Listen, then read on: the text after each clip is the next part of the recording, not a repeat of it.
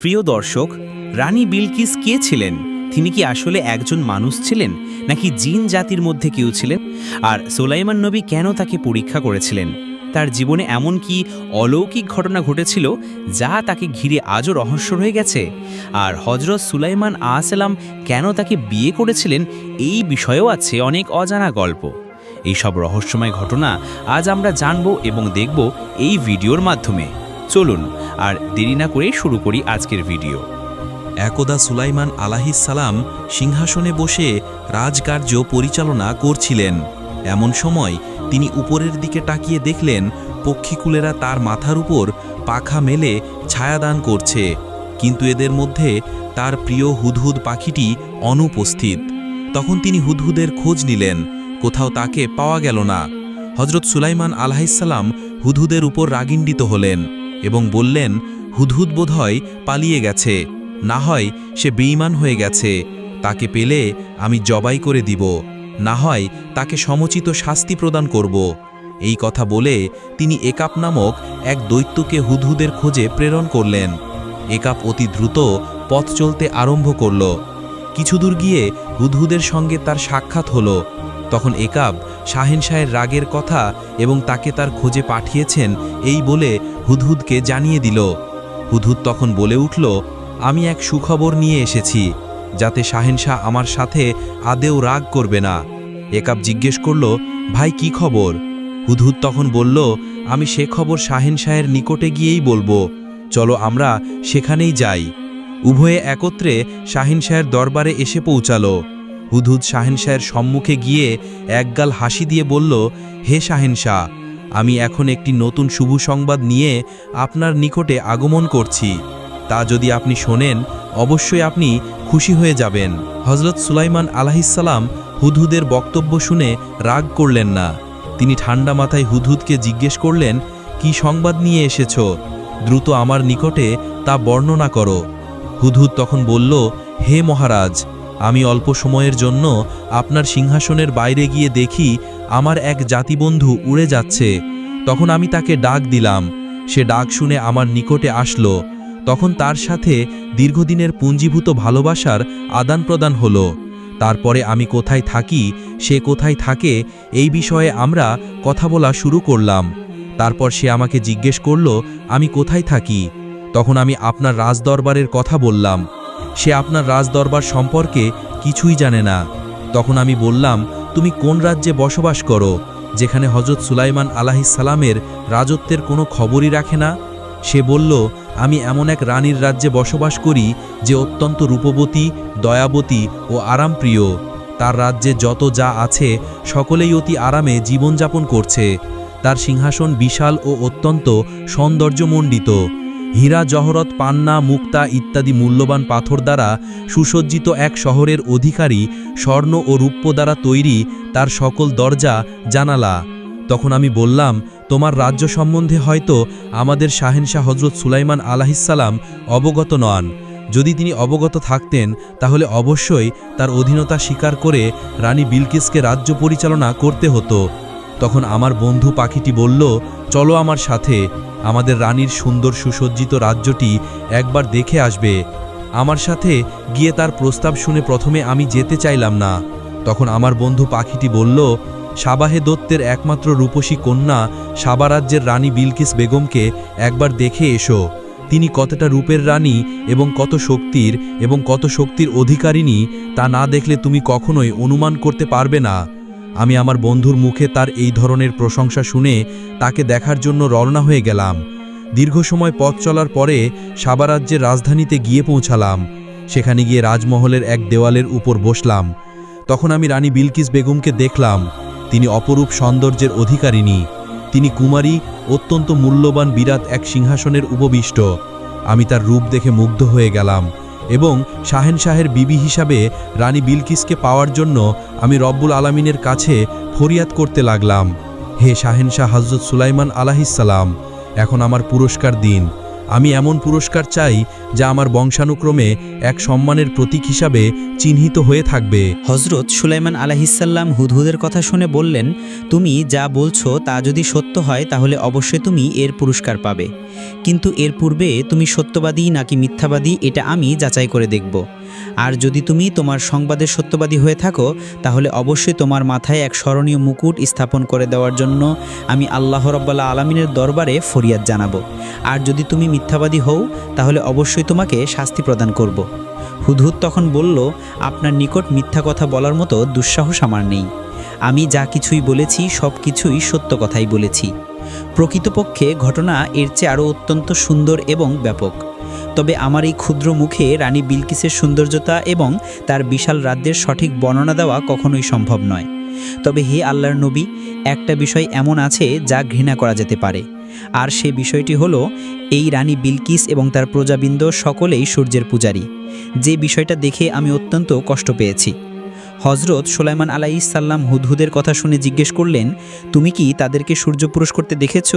হুদহুদ বলল, হ্যাঁ, আমি নিজ চোখে দেখেছি। তারা সকলেই সূর্যের পূজা করছে। আর হে আল্লাহর নবী, শয়তান তাদের পথ প্রদর্শন করছে। এতে তারা আল্লাহ তাআলার নির্বাচিত পথ পরিত্যাগ করে সূর্য পূজায় আত্মনিয়োগ করেছে এবং তারা হেদায়েতের থেকে অনেক দূরে সরে পড়েছে। হজরত সুলাইমান আলাইহিসসালাম হুদহুদের কথা শুনে বললেন, হে হুদহুদ, আমি চাই তোমাকে বিশেষ দূত বানিয়ে আমার পত্র রানী বিলকিসের নিকটে প্রেরণ করব। আর এটা বহন করে তুমি নিজেই পৌঁছে দিয়ে আসবে এবং আমি দেখতে চাই রানী বিলকিস উক্ত পত্র পাবার পরে সে এর কি উত্তর প্রদান করে। হুদহুদ বলল, আল্লাহর নবী, তাহলে দয়া করে পত্রটি লিখে দিন, আমি এখনই বিলকিসের কাছে তা আমি পৌঁছে দিয়ে আসব। তখন হজরত সুলাইমান আলাইহিসসালাম পত্র লেখা শুরু করলেন। আর পত্রটি এমনভাবে লিখলেন, পরম করুণাময় আল্লাহর নামে আরম্ভ করছি। এই পত্র আল্লাহর নবী সুলাইমানের পক্ষ থেকে সাবার রানী বিলকিসের প্রতি প্রেরিত হলো। হে রানী বিলকিস, আপনি অনতিবিলম্বে ইসলাম ধর্ম গ্রহণ করে আমার নিকটে চলে আসুন, অন্যথায় প্রতিরোধমূলক শক্তি নিয়ে আমার মোকাবেলা করার জন্য প্রস্তুত থাকুন। এই পত্র লিখে হজরত সুলাইমান আলাইহিসসালাম পত্রটি হুদহুদ পাখির মুখে দিয়ে দিলেন। হজরত সুলাইমান আলাইহিসসালামের কাছ থেকে বিদায় নিয়ে হুদহুদ পাখি এই চিঠি নিয়ে রওনা হলেন এবং দীর্ঘ পথ অতিক্রম করে সাবা রাজ্যের রাজধানীতে গিয়ে হুদহুদ পাখি পৌঁছালো। অতপর সে রাজমহলে গিয়ে দেখল রানীর খাসমহলের 7টি দরজা বন্ধ রয়েছে, শুধুমাত্র জানলাগুলি খোলা রয়েছে। তখন হুদহুদ জানলা গিয়ে ভিতরের দিকে অগ্রসর হলো। সে আস্তে আস্তে অগ্রসর হয়ে মহলের ভিতরে গিয়ে দেখল রানী বিলকিস ঘুমিয়ে রয়েছে। তখন হুদহুদ পাখিটি খুবই সতর্কতার সহিত চিঠিখানা রানীর বুকের উপর রেখে জানলা দিয়ে আবার বের হয়ে চলে আসলো। এরপর হুদহুদ পাখিটি সাবা রাজ্য থেকে রওনা দিয়ে হজরত সুলাইমান আলাইহিসসালামকে এসে বলল, হে আল্লাহর নবী সুলাইমান আলাইহিসসালাম, আমি পত্রটি আপনার আমানত স্বরূপ রানী বিলকিসের কাছে পৌঁছে দিয়ে এসেছি। এদিক থেকে রানী বিলকিস ঘুম থেকে জেগে দেখে বুকের উপরে একখানা পত্র দেখে অবাক হয়ে গেলেন। অতপর তিনি পত্রটি খুললেন এবং পাঠ করা শুরু করলেন। পত্র পাঠ করে তিনি ভীষণ চিন্তাযুক্ত হলেন। কে তার নিকট অলৌকিকভাবে এই পত্রটি পৌঁছে দিল তিনি তো কাউকে দেখেননি। বিশেষ করে 7 মহলের সম্পূর্ণ দরজা সবগুলো বন্ধ থাকার পরে এবং কিভাবে পত্র এখানে আসলো। দ্বিতীয়ত, পত্রের বিষয়বস্তু অত্যন্ত ভীতিকর এবং হুমকি বিশেষ। রানীপত্রের মর্ম অনুধাবন করে অত্যন্ত ভীত সন্ত্রস্ত হয়ে পড়লেন এবং জরুরি ভিত্তিতে তার পরিষদবর্গকে ডেকে পাঠালেন। জরুরি খবর পেয়ে তার পরিষদবর্গ রাজমহলে এসে উপস্থিত হলেন। সকলেই যখন রাজমহলে এসে উপস্থিত হলো তখন রানী বিলকিস সকলকে পত্রখানি দেখালেন এবং পত্রের মর্ম অনুসারে তাদেরকে কি করণীয় আছে সকলের নিকট পরামর্শ তলব করলেন। পরিষদের সদস্য বৃন্দদের কেউ কেউ বলল, আমরা সৈন্য সমাবেশ করে সুলাইমান আলাইহিসসালামের সঙ্গে যুদ্ধ করব। কেউ কেউ বলল, যুদ্ধ করা সম্ভব নয়, তিনি বিশাল শক্তির অধিকারী, তার সাথে যুদ্ধ করে আমরা কয়েক ঘন্টা টিকে থাকতে পারব না। আবার কেউ কেউ বলল, হজরত সুলাইমান আলাইহিসসালামের নিকট আত্মসমর্পণ করা সবচাইতে নিরাপদজনক। সকলের কথা শেষ হবার পরে রানী বিলকিস বলে উঠলেন, আমার অভিমত হলো তার সাথে যুদ্ধ করে আমাদের টিকে থাকা অসম্ভব। তার সম্পর্কে আমি যতদূর জানি, সে যে দেশেই শাসন নিয়ে প্রবেশ করে সেখানে সব কিছু লণ্ডভণ্ড করে দেয়। এমত অবস্থায় তার রোষানলে পতিত না হয়ে বুদ্ধিমানের কাজ এবং উপঢৌকন পৌঁছানোর পরে কাছেদের ফিরে এসে কি মন্তব্য করে তা শোনার পরে উপযুক্ত ব্যবস্থা গ্রহণ করা যাবে। কেননা সে যদি প্রকৃতপক্ষে আল্লাহর নবী হয় তাহলে উপঢৌকন পেয়ে সে আরও রাগান্বিত হয়ে যাবে। সে বারবার চাইবে আমরা সকলেই যেন তার নিকটে আত্মসমর্পণ করি। আর যদি সে দুনিয়ার সাধারণ একজন রাজা হয়ে থাকে তাহলে তার উপঢৌকন পেয়ে সে সন্তুষ্ট হয়ে যাবে। রানী বিলকিস যখন এই কথাগুলো বলল, রানীর প্রস্তাবের সকলেই একমত হয়ে গেল। রানী বিলকিস উপঢৌকন প্রেরণ করে এই কথা বোঝাতে চেয়েছেন হজরত সুলাইমান আলাইহিসসালাম প্রকৃতির পক্ষে একজন নবী নাকি তিনি একজন সাধারণ রাজ্যের অধিপতি। যদি হজরত সুলাইমান আলাইহিসসালাম নবী হন তাহলে তিনি উপঢৌকন কখনোই গ্রহণ করবেন না, তিনি রানীকে ইসলাম গ্রহণের জন্য চাপ সৃষ্টি করবেন। আর যদি তিনি একজন রাজ্যের অধিপতি হন তাহলে তিনি উপঢৌকন গ্রহণ করে তাকে বিয়ে করার প্রস্তাব পাঠাবেন। এরপর রানী বিলকিস তার সৈন্যদের মধ্য থেকে একদল দূত গঠন করলেন এবং হজরত সুলাইমান আলাইহিসসালামের নিকট যে সমস্ত উপঢৌকন প্রেরণ করবেন তাদের নিকট হস্তান্তর করলেন। উপঢৌকন হিসেবে রানী বিলকিস তার কাছেদের নিকটে 7টি স্বর্ণের এবং 7টি রূপার ইট প্রদান করলেন। মণিমুক্তা, জহর উৎপন্ন জাতীয় অনেক মূল্যবান পাথর দিয়ে দিলেন। সর্বোপরি সবগুলো স্বর্ণের সুতা দ্বারা তৈরি করা ঢাকনা কাপড় দিয়ে ঢেকে কাছেদের পাঠিয়ে দিলেন। এরপর উক্ত দূতেরা রানী বিলকিসের কাছ থেকে বিদায় নিয়ে হজরত সুলাইমান আলাইহিসসালামের রাজদরবারের দিকে রওনা করলেন। সাহারা মরুভূমি পাড়ি দিয়ে আস্তে আস্তে তারা হজরত সুলাইমান আলাইহিসসালামের রাজদরবারে এসে পৌঁছালেন। হজরত সুলাইমান আলাইহিসসালাম তখন নিজ সিংহাসনে বসেছিলেন।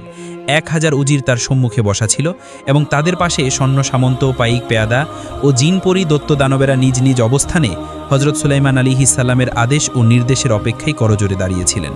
ঠিক এমনও সময় হুকুম দরবার এসে খবর দিল রানী বিলকিসের উপর হুকুম নিয়ে কাচেদদের পাঠিয়েছেন। হজরত সুলাইমান আলাইহিসসালাম এই খবর পেয়ে কাচেদদের তাদের ভিতরে আসতে হুকুম দিলেন। কাচেদরা সম্মুখে অগ্রসর হয়ে দেখল রাজমহলের দেওয়াল, ছাদ সমস্ত সব কিছুই স্বর্ণ ও রূপের তৈরি। এছাড়া সিংহাসনের চতুর্পার্শ্বে মূল্যবান পাথর দ্বারা বিভিন্ন কারুকার্য খর্জিত। রাজমহলের এত সুন্দর কারুকার্য দেখে উক্ত কাচেদদের নিজেদের নিয়ে আসা উপঢৌকনগুলোকে অতি তুচ্ছ মনে হলো। এর কারণে তারা ভীষণ লজ্জিত হয়ে পড়ল। তারা এ নিয়ে সম্মুখে অগ্রসর হতেই লজ্জাবোধ করছিল। ঠিক এই সময় হুদহুদ পাখি তাদেরকে মনোবল শব্দ করে হজরত সুলাইমান আলাইহিসসালামের নিকট অগ্রসর হয়ে যাওয়ার জন্য আদেশ করল। তখন হজরত সুলাইমান আলাইহিসসালামের সম্মুখে এসে যথাযথ সম্মান প্রদর্শন করল এবং হজরত সুলাইমান আলাইহিসসালামের নিকটে উপঢৌকনসমূহ পেশ করল। হজরত সুলাইমান আলাইহিসসালাম এ সকল উপঢৌকন দেখে বললেন, তোমরা কি আমাকে উপঢৌকন দিয়ে খুশি করতে এসেছো? এর চেয়ে আমার আল্লাহ আমাকে অনেক বেশি দিয়েছেন। এমনকি তোমরা এগুলো নিয়ে ফেরত চলে যাও আর তোমাদের রানীকে গিয়ে বলো যদি সে ইসলাম কবুল করতে অস্বীকার করে তাহলে আমি আমার সেনাদল বল নিয়ে তার প্রতি আক্রমণ করব, যার ফলে তার রাজ্য লণ্ডভণ্ড হয়ে যাবে এবং তারা সকলেই রাজ্যচ্যুত হয়ে পড়বে। কাছেদরা হজরত সুলাইমান আলাইহিসসালামের দরবার থেকে বিদায় নিয়ে আস্তে আস্তে রানী বিলকিসের দরবারের দিকে রওনা করলেন। রানী বিলকিসের কাছে এসে হজরত সুলাইমান আলাইহিসসালামের সকল মন্তব্যগুলো জানালো। তার পাশাপাশি হজরত সুলাইমান আলাইহিসসালামের দরবারের শান শওকতের কথা সবিস্তারে বর্ণনা করল। তখন রানী বিলকিস বললেন, তিনি আমার চেয়ে অনেক বড় সম্রাট এবং অনেক বড় শক্তিশালী। তার সাথে যুদ্ধ করার মতো আমার এবং আমার দেশের কেউই রাখে না। তবে হজরত সুলাইমান আলাইহিসসালামের উপরে ঈমান আনা কখনোই উচিত হবে না, বরং তিনি আসলেই আল্লাহর নবী কিনা যাচাই করার জন্য তার পক্ষ থেকে কিছু মোজেজা আমাদের দেখে নেওয়া উচিত। এই চিন্তা করে তিনি পরিষদবর্গের এর সকলেই বলল, তার পক্ষ থেকে মোজেজার উদ্দেশ্যে আমি দ্বিতীয়বার কিছু পরীক্ষামূলক বিষয় নিয়ে তার নিকটে আবার কাসেদ প্রেরণ করতে চাই। রানী বিলকিসের এই কথাগুলি শুনে পরিষদবর্গের সকলেই তার সাথে একমত হলো। তখন রানী বিলকিস কিছু সংখ্যক দাসদাসীকে একই রকম পোশাক পরিধান করালেন, ছিদ্রবিহীন কয়েক টুকরা ইয়াকুত পাথর কৌটায় ভরে দিলেন, কিছু সংখ্যক তেজি ও অলস ঘোড়া প্রেরণ করলেন, সবশেষে একটি খালি বোতল দিয়ে দিলেন আর কাসেদদেরকে বলে দিলেন, প্রথমে হজরত সুলাইমান আলাইহিসসালামকে দাসদাসীদেরকে তোমরা পৃথক করে দিতে বলবে। এরপর লোহা বা অন্য কোনো যন্ত্র দ্বারা ছিদ্র না করে অন্য কোনো উপায়ে ইয়াকুত পাথরকে গেঁথে দিতে বলবে। তৃতীয়ত, তেজি ও অলস ঘোড়াকে পৃথক পৃথক করে দিতে বলবে। চতুর্থ নম্বরে, খালি বোতলটাকে এমন পানি ভরে দিতে বলবে যে পানি আকাশ ও জমিনের কোনো জায়গায় পাওয়া যায় না। রানী বিলকিসের এই সকল প্রস্তাব বলা শেষ হলে কাসেদগণ রানী বিলকিসের পক্ষ থেকে সে সমস্ত জিনিস নিয়ে হজরত সুলাইমান আলাইহিসসালামের রাজদরবারের উদ্দেশ্যে রওনা হয়ে গেলেন। সাহারা মরুভূমি পাড়ি দিয়ে আস্তে আস্তে তারা হজরত সুলাইমান আলাইহিসসালামের রাজদরবারে এসে উপস্থিত হলেন এবং হজরত সুলাইমান আলাইহিসসালামের নিকটে সকল উপঢৌকনগুলি পেশ করলেন এবং উক্ত কাসেদগণ রানী বিলকিসের সমস্ত প্রস্তাব হজরত সুলাইমান আলাইহিসসালামের নিকটে ব্যক্ত করলেন। হজরত সুলাইমান আলাইহিসসালাম এরূপ পোশাক পরা সকল দাসদেশীকে হাত ধুয়ে আসার জন্য আদেশ দিলেন। তখন পুরুষগণ শুধুমাত্র হাতের আঙ্গুল ধৌত করলেন এবং মহিলাগণ তাদের হাতের কবজি পর্যন্ত ধৌত করলেন। আর এর মধ্যেই হজরত সুলাইমান আলাইহিসসালাম বলে দিলেন, এদের মধ্যে থেকে যারা শুধুমাত্র হাতের আঙ্গুল পর্যন্ত ধৌত করেছে এরা হচ্ছে পুরুষ, আর যারা হাতের কবজি পর্যন্ত ধৌত করেছে এরা হচ্ছে মহিলা। দ্বিতীয়ত, ইয়াকুত পাথর মাটিতে রেখে পাথর ছিদ্র করে এক প্রকার কীটকে হজরত সুলাইমান আলাইহিসসালাম আদেশ দিলেন যেন উক্ত কীট ইয়াকুত পাথরকে ছিদ্র করে দেয়। 3 নম্বরে হজরত সুলাইমান আলাইহিসসালাম ঘোড়াগুলোর সম্মুখে ছোলা বুট ও ঘাস হাজির করতে বললেন। দেখা গেল অলস ঘোড়াগুলো তাড়াহুড়ো করে ছোলা বুট খেতে আরম্ভ করল এবং তেজি ঘোড়াগুলো একটু অপেক্ষা করে ঘাস খেতে আরম্ভ করল। তখন হজরত সুলাইমান আলাইহিসসালাম তেজি এবং অলস ঘোড়ার পার্থক্য দেখিয়ে দিলেন। এরপর হজরত সুলাইমান আলাইহিসসালাম উক্ত খালি বোতলটিকে আনতে বললেন তখন কাসেদগণ খালি বোতলটি হজরত সুলাইমান আলাইহিসসালামের কাছে পেশ করলেন। হজরত সুলাইমান আলাইহিসসালাম বললেন, এই খালি বোতল দিয়ে আমি কি করব? তখন কাসেদগণ বলল, এই পটের মধ্যে আপনি এমন পানি ভরে দেবেন যে পানি আকাশ এবং জমিনের কোনো জায়গায় পাওয়া যায় না। তখন হজরত সুলাইমান আলাইহিসসালাম একটি ঘোড়া উপস্থিত করার জন্য আদেশ দিলেন। তখন একটি ঘোড়াকে উপস্থিত করা হলো। হজরত সুলাইমান আলাইহিসসালাম উক্ত ঘোড়ার উপরে একজন আরোহণ করালেন এবং বললেন, অতি দ্রুত যেন ঘোড়ামি এসে অগ্রসর হতে থাকে। দীর্ঘ সময় সে ঘোড়া চালিয়ে হজরত সুলাইমান আলাইহিসসালামের নিকটে এসে আবার উপস্থিত হলেন। দ্রুত দৌড়ানোর কারণে উক্ত ঘোড়াটি যখন ঘেমে গেল, হজরত সুলাইমান আলাইহিসসালাম উক্ত ঘোড়ার ঘামগুলো বোতলের মধ্যে ভরে নিলেন এবং বললেন, এটা এমন পানি যা আকাশেও পাওয়া যায় না, জমিনেও পাওয়া যায় না। রানী বিলকিসের পাঠানো সকল কাসেদরা সুলাইমান আলাইহিসসালামের কার্যকলাপ দেখে বিস্ময়ে হতবাক হয়ে গেলেন এবং তারা দ্রুত হজরত সুলাইমান আলাইহিসসালামের কাছ থেকে বিদায় নিয়ে রানী বিলকিসের দরবারে রওনা হয়ে গেল। অতঃপর তারা রানী বিলকিসের কাছে উপস্থিত হয়ে সুলাইমান আলাইহিসসালামের সকল মুজেজা এবং তার ইলম ও হেকমতের ব্যাপারে সব বিস্তারে বর্ণনা করল। কাসেদদের পক্ষ থেকে হজরত সুলাইমান আলাইহিসসালামের ইলম, হেকমত এবং মুজেজার ব্যাপারে শুনে রানী বিলকিস সাথে সাথে বলে উঠল, অবশ্যই হজরত সুলাইমান আলাইহিসসালামের দরবারে গমন করব এবং তার হাতে হাত দিয়ে মুসলমান হয়ে যাব। এরপর আস্তে আস্তে রানী বিলকিস সফরের প্রস্তুতি নিতে আরম্ভ করে দিলেন। সর্বপ্রথম তিনি তার পরিষদবর্গকে আদেশ দিলেন যেন তার সিংহাসনটি 7 মহলের অভ্যন্তরে রেখে সকল দরজা বন্ধ করে দেওয়া হয়। রানী বিলকিসের হুকুম পেয়ে তারা তার সিংহাসনটি 7 মহলের মধ্যে রেখে 7টি দরজায় তালা লাগিয়ে দিলেন। এরপর রানী বিলকিস হজরত সুলাইমান আলাইহিসসালামের রাজদরবারের উদ্দেশ্যে যাত্রা করলেন আর তার সাথে 100 দাসদাসী ও অসংখ্য সৈন্য সামন্ত নিয়ে তিনি সাহারা মরুভূমি পাড়ি দিয়ে হজরত সুলাইমান আলাইহিসসালামের মুলকের দিকে রওনা শুরু করলেন। এদিক থেকে মুহূর্তের মধ্যে বাতাস হজরত সুলাইমান আলাইহিসসালামের নিকটে রানী বিলকিসের রওনা হবার ব্যাপারে জানিয়ে দিলেন। তখন তিনি সাথে সাথে রাজদরবারকে আরও পরিপাটি করার জন্য আদেশ প্রদান করলেন। হজরত সুলাইমান আলাইহিসসালামের আদেশ পেয়ে তার রাজদরবারের সমস্ত জিনগণ রাজদরবারকে আরও পরিপাটি করে তুললেন। ইতিপূর্বে হজরত সুলাইমান আলাইহিসসালামের দরবারে কতিপয় জিনিরা এসে খবর দিয়েছিল যে রানী বিলকিস মানুষ নয়, জিন জাতির এক প্রাণী। তার পায়ের গোড়ালি থেকে উপরে পশমে পরিপূর্ণ, আর এটাই রানীর জিন হওয়ার জন্য সবচেয়ে বড় প্রমাণ। এছাড়া সে একটু হাওয়া টাইপের, তার বুদ্ধিজ্ঞান খুবই কম ইত্যাদি বিষয়ে জিন হজরত সুলাইমান আলাইহিসসালামকে সংবাদ প্রদান করল। হজরত সুলাইমান আলাইহিসসালাম এই দুটি বিষয় পরীক্ষা করার জন্য তিনি তার সিংহাসনের সম্মুখে একটি খোলা নহর তৈরি করলেন, যেটাতে পানি সর্বদা প্রবাহিত হতে থাকত। তিনি প্রবাহিত নহরের উপর বিরাট এক খণ্ড স্বচ্ছ আয়না রেখে দিলেন, যে আয়নাটি স্বাভাবিক দৃষ্টিতে দেখা যায় না, শুধুমাত্র পানি প্রবাহিত হচ্ছে এটাই দেখা যায়। হজরত সুলাইমান আলাইহিসসালাম এই স্বচ্ছ আয়নার উপর দিয়ে রানী বিলকিসের আগমনের আয়োজন করলেন।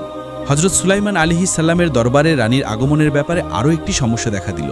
রানী বিলকিস এক আজ্যের বাচ্চা, তিনি হজরত সুলাইমান আলাইহিসসালামের দরবারে আসছেন, তখন তার জন্য একটি মর্যাদাবান আসন তো প্রয়োজন, কিন্তু হজরত সুলাইমান আলাইহিসসালামের দরবারে তার নিজ সিংহাসন ছাড়া অন্য কোনো সিংহাসন ছিল না। তাই বিষয়টি নিয়ে সকলেই চিন্তিত হয়ে পড়ল। হজরত সুলাইমান আলাইহিসসালাম তখন বললেন, হে জিন জাতি, তোমাদের মধ্য থেকে কে এমন যে রানী বিলকিসের সিংহাসনটি আমার নিকটে উপস্থিত করতে পারবে? হজরত সুলাইমান আলাইহিসসালামের আদেশক্রমে জিনেরা এসে বললেন, হুজুর, আপনার হুকুম পেয়ে আমরা কয়েক ঘন্টার মধ্যে রানী বিলকিসের সিংহাসন এনে হাজির করব। হজরত সুলাইমান আলাইহিসসালাম বললেন, এতটা সময় দেওয়া সম্ভব নয়, কেননা রানী বিলকিসের আগেই আমাদের এখানে উপস্থিত হয়ে যেতে পারে। তখন হজরত সুলাইমান আলাইহিসসালামের কথা শুনে ইফরিত নামক এক শক্তিশালী জিন এসে বলল, হুজুর, আমি মাত্র 1 ঘন্টার মধ্যেই সিংহাসন নিয়ে আসতে পারি। হজরত সুলাইমান আলাইহিসসালাম বললেন, এত সময় দেওয়া সম্ভব নয়, এর চেয়েও কম সময়ের মধ্যে কে নিয়ে আসতে পারবে? তখন হজরত সুলাইমান আলাইহিসসালামের প্রধানমন্ত্রী, যিনি অত্যাধিক বিদ্যার যথেষ্ট জ্ঞান অর্জন করেছিল, তিনি বললেন, হুজুর, আপনার আদেশ হলে চোখের নিমেষের মধ্যেই সিংহাসন আমি আপনার সামনে হাজির করতে পারি। তখন হজরত সুলাইমান আলাইহিসসালাম প্রধানমন্ত্রী আসিফকে সিংহাসন হাজির করার নির্দেশ দিলেন। তখন হজরত সুলাইমান আলাইহিসসালামের প্রধানমন্ত্রী আসিফ রানীর 7 মহলের দরজা খুলে অতি স্বল্প সময়ের মধ্যে চোখের পলকে সিংহাসনটি হজরত সুলাইমান আলাইহিসসালামের দরবারে উপস্থিত করে দিল। হজরত সুলাইমান আলাইহিসসালাম সিংহাসন দেখে আল্লাহর শুকরিয়া আদায় করলেন।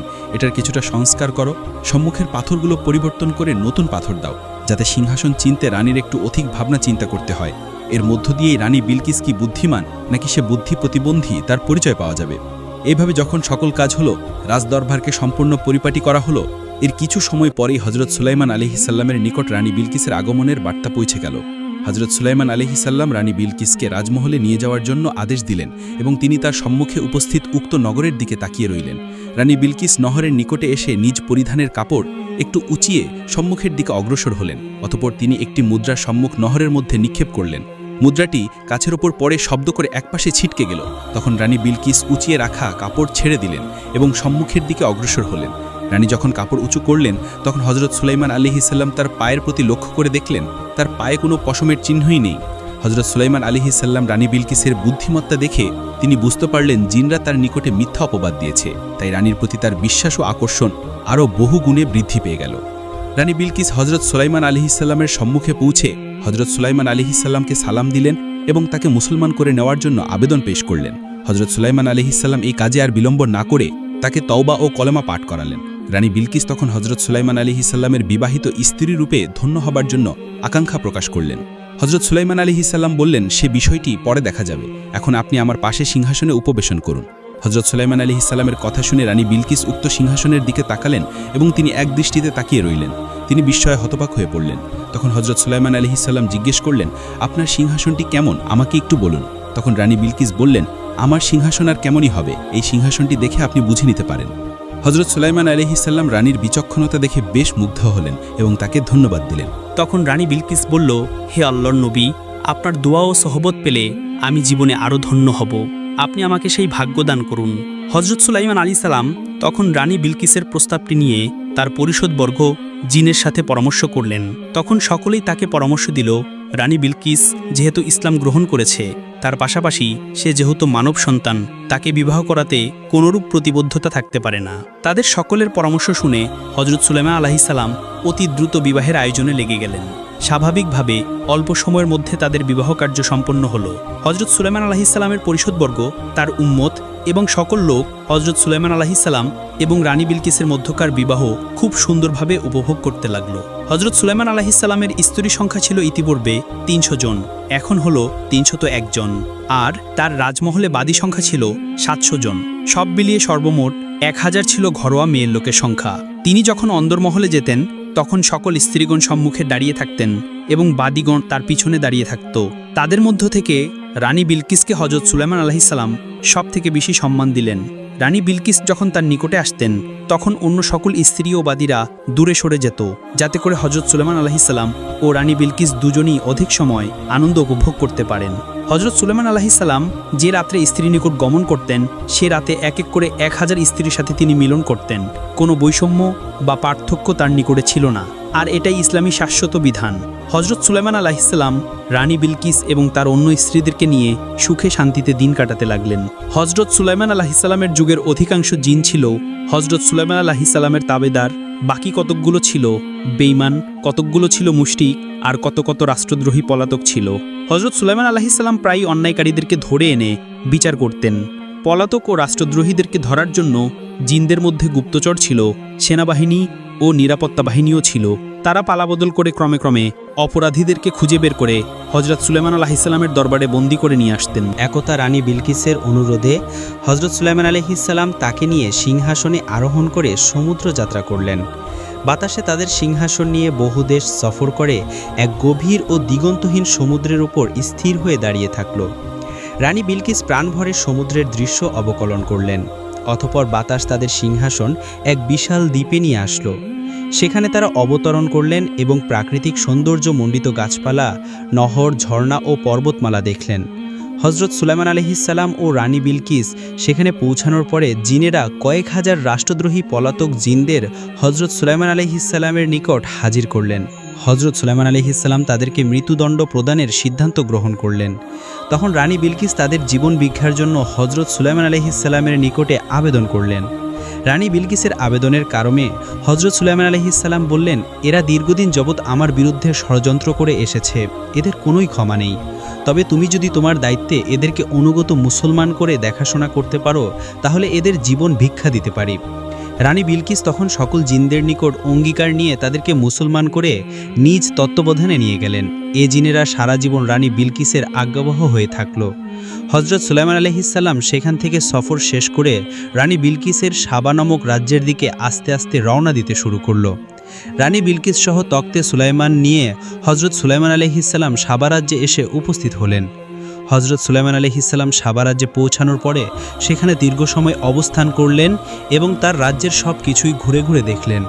সর্বশেষ হজরত সুলাইমান আলাইহিসসালাম সাবা রাজ্যের সকল অধিবাসীদেরকে ইসলামের তালিম দেন এবং মুসলমানদের অন্তর্ভুক্ত করে নেন। এছাড়া সেখানকার প্রশাসন বিভাগের কর্মকর্তাদেরকে ডেকে ইসলামী আইন অনুসারে রাজ্য শাসনের পরামর্শ দেন এবং জাবর কিতাব অনুসারে দেশ পরিচালনার লক্ষ্যে অতি শীঘ্রই একটি শিক্ষা প্রতিষ্ঠান গড়ে তোলার নির্দেশ প্রদান করেন। এছাড়া মানুষকে পরিশ্রমী ও আদর্শবান করে গড়ে তোলার উদ্দেশ্যে দেশব্যাপী কিছু প্রশিক্ষণ কেন্দ্র খোলার পরামর্শ দেন। এছাড়া আরও প্রয়োজনীয় বহু বিষয়ে তিনি দিক নির্দেশনা প্রদান করেন। এরপর হজরত সুলাইমান আলাইহিসসালাম সাবা রাজ্যে রানী বিলকিসকে রেখে তখতে সুলাইমান নিয়ে আস্তে আস্তে নিজ দেশের উদ্দেশ্যে রওনা দেন।